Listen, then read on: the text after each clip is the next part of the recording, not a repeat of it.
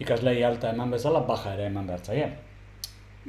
Azken orduan baja direlako, errepikatu daudelako datuak, 11.000 arrazoi egon daitezke, eta noski ikastaroak ere amaitzen direlako eta ikaslei baja eman behar zaielako. Horretarako ere bi modu daude, edo banan-bana edo multzoka. Oso horreza dira biak, beraz segidan ikusiko ditugu. Hasiko gara banan-banan nola egin, eta badakizuenez, gunearen kudeaketara joango gara. Erabiltzailea sakatuko dugu, eta arakatu erabiltzaileen zerrenda. Hemen agertuko zaigu gunean dagoen erabiltzaile kopuru osoa. Topatuko ditugu nahi ditugunak, adibidez, Virginia hau da ezabatu nahi dudana, bueno, ezabatuko dut. Ezabatu, eta kitxo, bai? Zakarrontzi hau sakatuta, ezabatu izango dut, bai?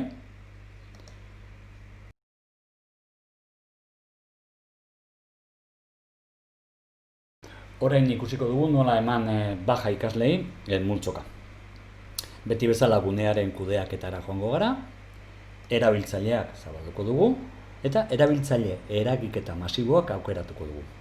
Hemen agertuko zaigu ikasleen zerrenda. Gune horretako, ez bakarrik ikasleen, gune horretako erabiltzaile guztien zerrenda, kontuz. Ezabatzerakoan, zagian nahi gabe, beste ikastaro bateko edo beste gune bateko kidea ezabatuko dugu, bai? Beste txoko batekoa esan nahi dut. Nik bi hauek ezabatu nahi ditut. Orduan, lehenengo gauza egin behar dudana da izen hauek ona pasat. Horretarako aukeratu ditut izenak eta gehitu aukeratutakora.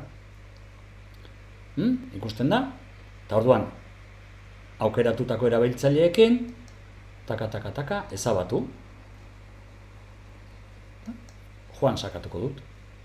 Eta galdetuko dit, ziur zaude hauek ez, mesedez, mezu hauek kasu egin, nahi gabe etzazuen ezabatu beharretzen duten norbait.